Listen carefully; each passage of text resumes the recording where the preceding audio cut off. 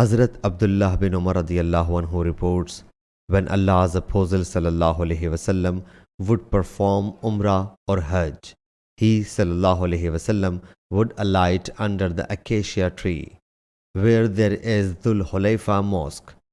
When he sallallahu alaihi wasallam would return from any battle or Hajj or Umrah, he sallallahu alaihi wasallam would alight in the depression of the valley. When he sallallahu alaihi wasallam would go up from the depth of the valley, he would make his she-camel kneel down at Batha, that is located on the outskirt of the valley in eastwards.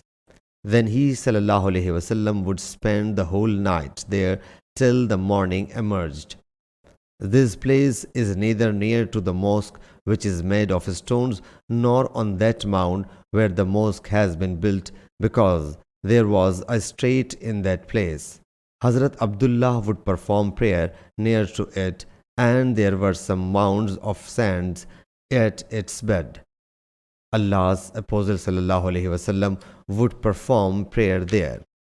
Then a flood came there from Batha, and it obliterated the trace of that place where Hazrat Abdullah radiyallahu anhu would perform the prayer. Sahih Bukhari, Hadith number 484.